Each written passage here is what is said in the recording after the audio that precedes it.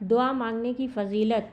حضور سرور کائنات صلی اللہ علیہ وآلہ وسلم نے ارشاد فرمایا، دعا مانگنا بین عبادت کرنا ہے۔ پھر آپ صلی اللہ علیہ وسلم نے بطور دلیل قرآن حکیم کی یہ آیت تلاوت فرمائی جس کا ترجمہ ہے، اور تمہارے پروردگار نے فرمایا، مجھ سے دعا مانگا کرو، میں تمہاری دعا قبول کروں گا۔ بے شک جو لوگ میری عبادت سے سرتابی کرتے ہیں وہ ضرور جہنم میں داخل ہوں گے ذلیل و خوار ہو کر۔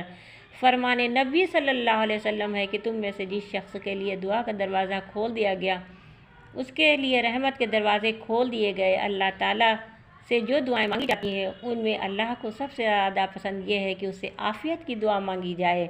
فرمان نبوی ہے کہ دعا کے سوا کوئی چیز قضا کو رد نہیں کر سکتی، اور نیکی عمل خیر کے سوا کوئی چیز عمر کو نہیں بڑھا سکتی۔ فرمان نبوی ہے کہ قضا قدر سے بچنے کی کوئی تدبیر فائدہ نہیں دیتی، ہاں اللہ سے دعا مانگنا اس آفت اور مصیبت میں بھی نفع پہنچاتا ہے جو نازل ہو چکی ہو، اور اس مصیبت میں بھی جو ابھی تک نازل نہیں ہوئی، اور بے شک بلا نازل ہونے کو ہوتی ہے، اتنے میں دعا اسے جا ملتی ہے، پس قیامت تک ان دونوں کو کشمکش میں ہوتی رہتی ہے، اور انسان دعا کی بدولت اس بلا سے بچ جاتا ہے۔ ارشاد نبوی ہے کہ اللہ تعالیٰ کے ہاں دعا سے زیادہ اور کوئی چیز کی وقت نہیں ہے۔